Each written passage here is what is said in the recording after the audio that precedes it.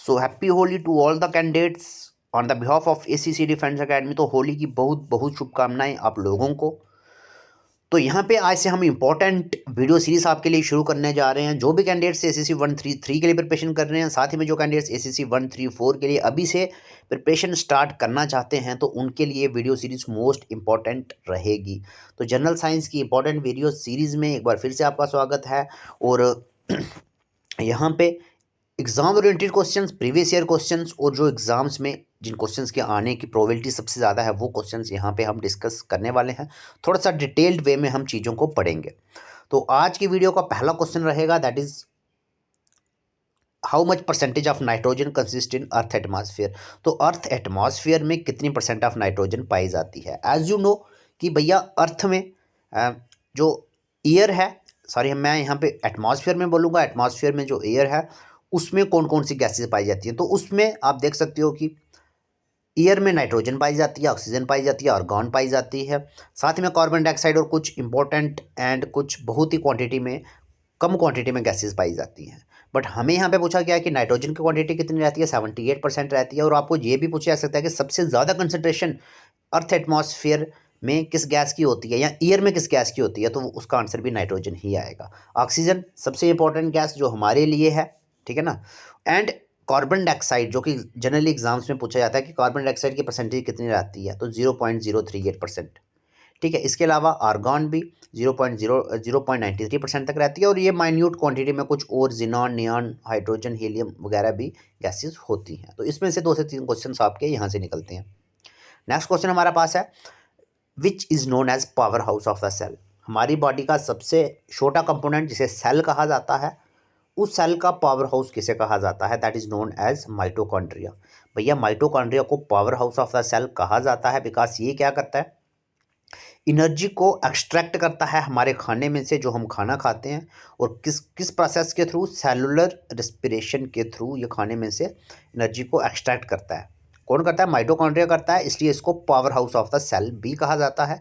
इसके साथ ही माइटोकॉन्ड्रिया जो कि एनर्जी को हमारी बॉडी में स्टोर भी करता है और इनसाइड द सेल करता है, मतलब एनर्जी सेल में स्टोर होती है और ये कौन करता है, माइटोकॉन्ड्रिया करता है। तो माइटोकॉन्ड्रिया बहुत इंपॉर्टेंट पार्ट है, इसमें से क्वेश्चन आपको एग्जाम में देखने को मिल सकता है। नेक्स्ट क्वेश्चन में पढ़ते हैं। हमें यहाँ पे पूछा गया कि इंपॉर्टेंट ग्रीन हाउस गैसेज कौन कौन सी हैं। तो सबसे पहले ग्रीन हाउस इफेक्ट होता क्या है कि जो हमारे अर्थ का जो सरफेस है ना, लगातार गर्म होते जा रहा है, लगातार वार्म होते जा रहा है, ठीक है। ये एक नेचुरल प्रोसेस है जिसमें ये वार्म होता है, बट ये ज़रूरत से ज़्यादा वार्म होते जा रहा है, that is known as green house effect.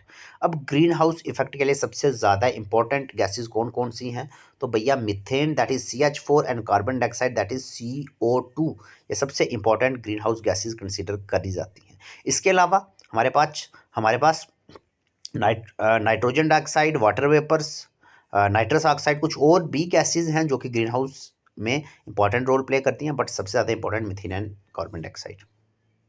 Next question हमारे पास है कि ये जो हमारे पास इनमें से आपको ऑप्शंस दिए होंगे, एग्जाम में ऑप्शंस आपको हमेशा प्रोवाइड रहते हैं, 4 ऑप्शन आपको एक को मार्क करना होता है। तो हम यहाँ पे वन लाइनर्स के फॉर्म में क्वेश्चंस को डिस्कस कर रहे हैं। तो आपको ये पूछा जा सकता है कि इनमें से कौन सा एयर पोल्यूशन नहीं है।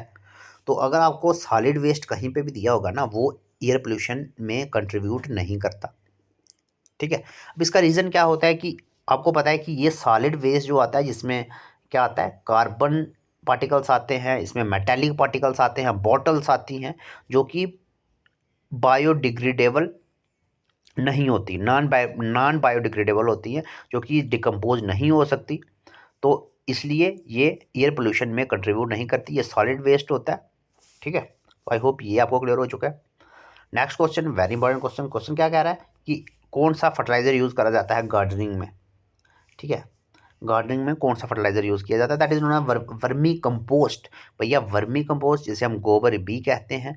अब आपको पता है कि ये एक नेचुरल फर्टिलाइज़र है और ये प्लांट्स को हेल्थी रखने के लिए, प्लांट्स को नरिशमेंट प्रोवाइड करने के लिए बहुत इंपॉर्टेंट नेचुरल माना जाता है। ये 100% ऑर्गेनिक होता है, ठीक है। और फर्टिलाइज़र हमारे पास क्या होते हैं, ऐसे प्रोडक्ट्स जो कि प्लांट की ग्रोथ के लिए, प्लांट की नरिशमेंट के लिए बहुत इंपॉर्टेंट रोल प्ले करते हैं। इसके अलावा आपको पता है कि जो मैन मेड फर्टिलाइज़र्स हैं, इंसेक्टिसाइड्स आ गए, पेस्टिसाइड्स, वो भी कहीं ना कहीं बहुत ज़्यादा यूज़ इस टाइम में किए जा रहे हैं, बट हमें यहाँ पे पूछा गया है कि गार्डनिंग के लिए सबसे ज़्यादा इंपॉर्टेंट कौन सा है, तो भैया वो है वर्मी कंपोस्ट। इमेज के थ्रू भी यहाँ पे आपको चीज़ें शो करी जा रही हैं सो दैट आपको एक प्रॉपर अंडरस्टैंडिंग हो सके, और कमेंट बॉक्स में बताएं कि ये वीडियोस आपको कैसी लग रही हैं, समझ आ रही हैं कि नहीं आ रही हैं। नेक्स्ट क्वेश्चन में बढ़ते हैं, which soil covers the maximum area of India. हमारे इंडिया में सबसे ज़्यादा कौन सी साइल पाई जाती है, तो that is known as alluvial soil. भैया नॉर्थन प्लेन्स में ये पाई जाती है, जो कि जो कि जिनको फर्टिलाइज प्लेन माना जाता है। ठीक है, तो ये नॉर्थन प्लेन्स में पाई जाती है। ठीक है, तो फर्टाइल प्लेन्स भी हम इन्हें कहते हैं कि फर्टाइल होते हैं, यहाँ पे पैदावार बहुत ज़्यादा होती है। साथ ही में कंसंट्रेशन कितनी होती है, 43% ऑफ एलुवियल साइल पाई जाती है सबसे ज़्यादा। इसके अलावा रेड साइल दूसरे नंबर पे सबसे ज़्यादा पाई जाती है, दैट इज़ 18.5, आप नोट कर सकते हैं 18.5%। एंड ब्लैक साइल भी 15% तक इंडिया में पाई जाती है। ठीक है, तो नॉर्थन प्लेन्स में एलुवियल साइल है जो कि सबसे ज़्यादा कंसंट्रेशन रखती है। नेक्स्ट हमारे पास है, कौन सा ड्रग यूज़ किया जाता है फीवर को कंट्रोल करने के लिए। Name the drug most commonly use for fever. Fever को कंट्रोल करने के लिए पैरासीटामोल का यूज़ किया जाता है, जो हम कॉमनली करते भी हैं। ठीक है, तो one of the easiest question है ये। नेक्स्ट क्वेश्चन क्या है, who discover the blood group. भैया ब्लड ग्रुप को किसने डिस्कवर करा था, वेरी इंपॉर्टेंट, कार्ल लैंडस्टेनर इनका पूरा नाम था। कार्ल लैंडस्टेनर ने क्या करा था, ब्लड ग्रुप को डिस्कवर करा था। 1901 में इन्होंने डिस्कवर करा था, और इन्होंने सबसे पहले एबी ब्लड ग्रुप को डिस्कवर करा था, एबी ब्लड ग्रुप को। ठीक है, तो इस पे क्वेश्चन आपको पूछा जा सकता है कि कब हुआ और किसने करा। इसके साथ ही कुछ और सालों में 1927 तक बाकी ब्लड ग्रुप्स भी डिस्कवर हो गए, बट सबसे पहले कार्ल लैंडस्टेनर ने ब्लड ग्रुप को डिस्कवर करा था। हमें ये पूछा गया नेक्स्ट क्वेश्चन में कि कौन सा इंस्ट्रूमेंट है जो कि इंटेंसिटी ऑफ अर्थक्वेक को मेजर करता है। अर्थक्वेक की तीव्रता को कौन सा इंस्ट्रूमेंट मेजर करता है, that is known as seismograph. ठीक है, सिस्मोग्राफ हमारे पास एक ऐसा इंस्ट्रूमेंट है जो कि इंटेंसिटी ऑफ अर्थक्वेक को मेजर करता है। इसके अलावा एमीटर हमारे पास एक ऐसा डिवाइस है जो कि एग्जाम में पूछा जाता है कि एम मेजर क्या करता है, एमीटर। एमीटर भैया सर्किट में इलेक्ट्रिक करंट कितना फ्लो हो रहा है, तो उसको मेजर कौन करता है, एमीटर करता है। आप मुझे कमेंट बॉक्स में बताओगे कि सैलिनोमीटर, SALINOMETER, तो भैया आप कमेंट बॉक्स में मुझे ज़रूर बताएं कि सैलिनोमीटर जो डिवाइस है, जो इंस्ट्रूमेंट है, किसको मेज़र करता है, किसके लिए यूज़ करा जाता है। अगर आपको नहीं पता है तो गूगल करके आप करें, सो दैट कि आपको ये चीज़ें याद रहें। ठीक है, एक इम्पॉर्टेंट अपडेट जो कि मोस्ट अवेटेड थी, जो मैं आपको देने वाला हूँ, अपडेट ये है कि आपकी एग्ज़ाम की डेट भैया 4 जुलाई 2025 को है, तो इसको आप नोट कर लें। 2025 4 जुलाई को आपकी एग्ज़ाम डेट है ऑफ ACC 133 एग्ज़ाम। ये बहुत इंपॉर्टेंट अपडेट है, जो भी कैंडिडेट्स प्रिपेयर कर रहे हैं, प्रिपरेशन स्टार्ट कर चुके हैं, या फिर जिन्होंने अभी प्रिपरेशन शुरू करनी है, तो ये आपके लिए डेडलाइन है, इसको आप देख सकते हैं। इसके साथ ही हम यहाँ पे आपको डिटेल्ड वे में भी प्रिपरेशन करवा रहे हैं, एज़ यू नो कि भाई रैंक वन ACC 132 में ACC डिफेंस एकेडमी से ही निकला है। तो सोचो कि किस लेवल की प्रिपरेशन हम यहाँ पे आपको करवाते हैं। तो अगर आप प्रिपरेशन स्टार्ट कर चुके हैं या फिर आप स्टार्ट करना चाहते हैं, तो मैं आपके लिए एक इंपॉर्टेंट अपडेट दे दूं कि भैया फुल PDF नोट्स आपको मिलेंगे, बिकॉज बहुत सारे कैंडिडेट्स को दिक्कत आती है नेटवर्क की, बहुत सारे कैंडिडेट्स को दिक्कत आती है टाइम की, बिकॉज सभी लोग रिस्पॉन्सिबल कैंडिडेट्स हैं, सभी लोग यहाँ पे ड्यूटी कैंडिडेट्स हैं। तो ड्यूटी कैंडिडेट्स को हमेशा टाइम की दिक्कत रहती है, तो उनके लिए हम फिर PDF नोट्स प्रोवाइड करेंगे, जो कि अपने टाइम के अकॉर्डिंग आप समझ सकते हैं उनको और पढ़ सकते हैं और अपनी प्रिपरेशन को स्टार्ट कर सकते हैं, अगर आप ग्रांटेड सिलेक्शन चाहते हैं। And at the same time यहाँ पे कुछ चीज़ें ऐसी होती हैं जो कि प्रॉपर नोट से समझ नहीं आती, तो उसके लिए आपके लिए अरेंज करी गई हैं रात को 9 से 11 बजे तक डेली लाइव क्लासेस। तो वहाँ पे टीचर्स आपको गाइड करेंगे, टीचर्स आपको फुल सिलेबस 2 से 3 बार पढ़ाएंगे। जैसे हमारे पास कैंडिडेट और 1 रैंक आया, तो कैंडिडेट प्रॉपर क्लासेस में रहते हैं, अपने डाउट क्लियरिंग सेशंस को अटेंड करते हैं, सिलेबस अच्छे से पढ़ते हैं, मॉक टेस्ट लगाते हैं, तो बहुत ईजी हो जाती हैं चीज़ें। ठीक है, तो इसके साथ ही मैं आपको बता दूं कि अगर आप अगर डेली क्लासेस को अटेंड नहीं कर पा रहे हैं ना, नहीं कर पाते हैं अगर, तो अगर आपको ड्यूटी है या फिर टाइम का मसला है एंड या फिर नेटवर्क का इशू है, तो भैया आप रिकॉर्डिंग क्लासेस को देख सकते हैं। वो भी ACC डिफेंस एकेडमी की ऐप प्ले स्टोर से जाके आप डाउनलोड कर लें, वहाँ पर आपको फुल रिकॉर्डिंग क्लासेस भी मिलेंगी। ठीक है, तो डेली मॉक टेस्ट रहेंगे, आपके प्रीवियस ईयर क्वेश्चन को सॉल्व करवाया जाएगा, सो दैट कि आपका रैंक टॉप 100, टॉप 50 में, टॉप 500 में आए। तो इसलिए अगर आप गारंटी सिलेक्शन चाहते हैं, तो विदाउट वेस्टिंग एनी टाइम, आप यहाँ पे अभी से प्रिपरेशन को स्टार्ट कर सकते हैं। ठीक है, तो इसके लिए आपको हमें व्हाट्सएप करना है 8120745966 पे है। मैं वीडियो को कंटिन्यू करता हूँ।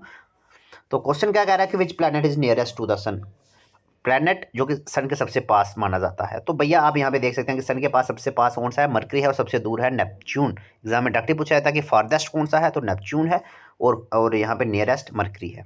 इसके अलावा सबसे स्मॉलेस्ट कौन सा है, तो भैया जो नियरेस्ट है वही हमारे पास स्मॉलेस्ट भी है। आप मुझे बताओगे सबसे बड़ा प्लैनेट, लार्जेस्ट प्लैनेट कौन सा है, तो type here in the comment box. And आप मुझे ये भी बताएं कि रेड प्लैनेट किस प्लैनेट को कहा जाता है, बिकॉज एग्जाम में ये पूछा जाता है रेड प्लैनेट कौन से प्लैनेट को कहा जाता है। ठीक है, नेक्स्ट क्वेश्चन पे बढ़ते हैं। Which automobile fuel is considered as eco friendly, कौन सा फ्यूल है जो कि इन्वायरमेंट के लिए सबसे सेफ माना जाता है, जिससे कोई भी पोल्यूशन नहीं होता, जिसको इको फ्रेंडली माना जाता है। ठीक है, that is known as CNG. अब सीएनजी की फुल फॉर्म क्या होती है, एग्जाम में डायरेक्टली भी पूछी जाती है, that is known as compressed natural gas. अब ये स्मोक फ्री गैस होती है जो कि इन्वायरमेंट में कोई भी एयर पोल्यूशन कॉज नहीं करती। और आने वाले टाइम में आप देखोगे कि गाड़ियाँ व्हीकल्स जो हैं ये सीएनजी की ही आपको देखने को मिलेगी, जिसमें CNG as a fuel use करा जाएगा। सो नेक्स्ट क्वेश्चन हमारे पास है। नेक्स्ट क्वेश्चन कह रहा है कि कौन सा सॉल्ट है जो कि सबसे ज़्यादा कंसनट्रेशन में ओशियंस में पाया जाता है, तो भैया इसको आप क्या बोलोगे, that is known as sodium chloride. Sodium chloride सबसे ज़्यादा कंसनट्रेशन में पाया जाता है in ocean water. Ocean water में सबसे ज़्यादा क्वांटिटी में सोडियम क्लोराइड पाया जाता है। अब सोडियम क्लोराइड जो है ना, एक इंपॉर्टेंट चीज़ मैं आपको बता दूं कि पर 1 लीटर, हर 1 लीटर में कितने ग्राम ऑफ सोडियम क्लोराइड पाया जाता है, भैया 35 ग्राम ऑफ सोडियम क्लोराइड पाया जाता है पर 1 लीटर में। ठीक है, तो सबसे ज़्यादा कंसनट्रेशन में ओशियंस में सोडियम क्लोराइड पाया जाता है। नेक्स्ट हमारे पास है कि प्लेग किस तरह की डिजीज़ है, तो प्लेग भैया हमारे पास एक बैक्टीरियल डिजीज़ है, वेरी इंपॉर्टेंट। अब इसके सिम्टम्स क्या हैं, फीवर है भैया, वीकनेस होती है, हेडेक भी होती है। ठीक है, अब इसके साथ ही आपको ये पूछा जा सकता है कि टीबी किस तरह की डिजीज़ है, बिकॉज डिजीज़ पे तो क्वेश्चन बनता ही बनता है। तो टीबी जिसे हम ट्यूबरक्लोसिस कहते हैं, ये भी हमारे पास एक बैक्टीरियल डिजीज़ ही है। प्लेग भी बैक्टीरियल है, टीबी भी। अब यहाँ पे मैं आपको एक इम्पॉर्टेंट चीज़ बता दूँ कि प्लेग के लिए जो बैक्टीरिया रिस्पॉन्सिबल है वो कौन सा है, वो है Yersinia, Yersinia pestis, Yersinia pestis. और टीबी के लिए जो बैक्टीरिया रिस्पॉन्सिबल है उसका क्या नाम है, उसका नाम है Mycobacterium, Mycobacterium, Mycobacterium tuberculosis.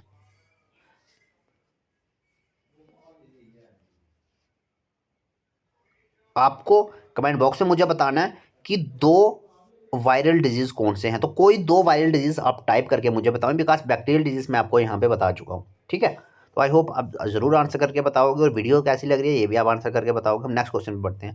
Question कह रहा है कि कौन सा बर्ड है जो कि एग ले करता है आइस पे, तो दैट इज़ पेंगुइन। पेंगुइन एक ऐसा बर्ड है जो कि बहुत ही लो टेम्परेचर में एग्जिस्ट करता है, बर्फ़ वाले एरियाज़ में पाया जाता है, और ये एग ले भी आइस पे ही करता है। ठीक है, नेक्स्ट क्वेश्चन हमारे पास है कि हमारा एटमॉस्फेयर का कौन सा पार्ट है जो कि यूवी रेडिएशंस, अल्ट्रावायलेट रेडिएशंस को ब्लॉक करता है कि वो अर्थ सरफेस पे ना पहुंच जाएं। ठीक है, तो यूवी लाइट जो है, यूवी रेडिएशंस जो है वो एक फिक्स्ड कंसनट्रेशन से ज़्यादा है, हमारे लिए बहुत ही ज़्यादा खतरा प्रूफ होती है, स्किन डिजीज़ बहुत सारे उससे होते हैं। तो कौन सा पार्ट है एटमॉस्फेयर का जो कि यूवी लाइट को एब्जॉर्ब करता है या फिर उसको क्या करता है, ब्लॉक करता है, that is known as stratosphere. देखो अर्थ के सबसे पास वाली लेयर, अर्थ के ऊपर सबसे पास वाली लेयर होती है ट्रोपोस्फेयर, जो कि 10 किलोमीटर तक आती है। उसके बाद स्ट्रेटोस्फेयर 10 से 50 किलोमीटर में, और जिसमें ओजोन लेयर भी पाई जाती है। अब ओजोन लेयर ही क्या करती है, यूवी रेडिएशंस को ब्लॉक करती है। ठीक है, इस उसके बाद मेसोस्फेयर पाई जाती है। ठीक है, तो ये आपको चीज़ें याद रखनी है, वेरी इंपॉर्टेंट है, एग्जाम में आपको पूछी जा सकती हैं। ठीक है, तो सबसे इंपॉर्टेंट लेयर है हमारे पास स्ट्रेटोस्फेयर, जो जिसमें ओजोन लेयर भी पाई जाती है जो कि यूवी रेडिएशंस को रोकती है, बट अर्थ के सबसे पास वाली लेयर को ट्रोपोस्फेयर कहा जाता है। ठीक है, नेक्स्ट क्वेश्चन हमारे पास कंप्यूटर सेक्शन में से है। क्वेश्चन क्या कह रहा है कि सीपीयू एंड एएलयू की फुल फॉर्म, भैया सीपीयू मतलब central processing unit and ALU means arithmetic logic unit. अब इसके 3 कंपोनेंट्स हैं, सबसे इंपॉर्टेंट फर्स्ट है हमारे पास arithmetic logic unit ALU. ALU क्या करता है, सीपीयू के 3 कंपोनेंट्स हैं, that is arithmetic logic unit, control unit and memory unit. CPU को एक और नाम से जाना जाता है, that is brain of the computer. इसको आप याद रखेंगे, ब्रेन ऑफ द कंप्यूटर। आप मुझे कमेंट बॉक्स में बताएं कि हार्ट ऑफ द कंप्यूटर किस कंपोनेंट को कहा जाता है। अब इसके बाद हमारे पास है कि अर्थमेटिक लॉजिक यूनिट क्या करता है। अर्थमेटिक लॉजिक यूनिट क्या करता है, जितने भी अर्थमेटिक कैलकुलेशंस होती हैं, लॉजिक ऑपरेशंस होते हैं, लॉजिक फंक्शंस होते हैं, उनको ये परफॉर्म करता है अर्थमेटिक लॉजिक यूनिट। भैया कंट्रोल यूनिट क्या करता है, कंट्रोल यूनिट क्या करता है, ये इंस्ट्रक्शंस को एक्सट्रैक्ट करता है कंप्यूटर में से, कंप्यूटर की मेमोरी में से, और डिकोड करता है और साथ ही में एग्जीक्यूट भी करता है कंट्रोल यूनिट। उसके बाद मेमोरी यूनिट क्या करता है, ये स्टोर करता है इंस्ट्रक्शंस को एंड साथ ही में ये डाटा को रिट्रीव भी करता है। ठीक है, तो आई होप ये क्लियर हो चुका है आपको, और इसमें से 3 से 4 क्वेश्चंस इजीली बनते हैं। नेक्स्ट हमारे पास है कि एनईए की फुल फॉर्म क्या है। भैया एनईए जो हमारे पास एक जनरल पर्पस कंप्यूटर था फर्स्ट, तो इसकी फुल फॉर्म हमारे पास है electronic numerical integrator and computer. देखो कितना बड़ा है, और ये एग्जाम में डायरेक्टली आपको पूछा जाएगा। ठीक है, आप मुझे बताएं कि यूनिवैक की फुल फॉर्म क्या है, तो type here in the chat box. पहला जनरल पर्पस कंप्यूटर जो है वो भी मेरे पास एनईए ही था। Next one is world fastest super computer. Very very important question, because ये रिसेंट अभी कंप्यूटर आया है जनवरी 2025 में। तो EL Capitan is the world fastest super computer, दुनिया का सबसे फास्टेस्ट सुपर कंप्यूटर इसे माना जाता है। ठीक है, तो आप मुझे कमेंट बॉक्स में बताएं कि इंडिया का फास्टेस्ट सुपर कंप्यूटर कौन सा है। और ये सबसे इंपॉर्टेंट अपडेट इस वीडियो की कि आपके लिए होली पे 50% डिस्काउंट भी चल रहा है भाई। अगर आप कोर्स में अवेल होना चाहते हैं तो हर एक कोर्स पे आपको होली सेल का ऑफर मिलेगा। अगर आप कूपन कोड यूज़ करते हैं होली50 तो आपको 50% फ्लैट डिस्काउंट भी मिलेगा आपकी प्रिपरेशन को तेज़ करने के लिए। तो ऑल कोर्सेज पे मिलेगा। इसके लिए सिंपली आपको क्या करना है, 8120745966 पे हमें सिंपली व्हाट्सएप करना है। ठीक है, तो आई होप ये वीडियो आपको अच्छे से क्लियर हुई होगी, और ये आगे भी वीडियो सीरीज़ आपको मिलेगी, क्वेश्चंस आपको मिलेंगे। तो आई होप कि ये वीडियो सीरीज़ भी आपको अच्छी लगी होगी, क्वेश्चंस आपको समझ आए होंगे। ठीक है, मिलते हैं next. So thank you to all the candidates, thank you, thanks a lot.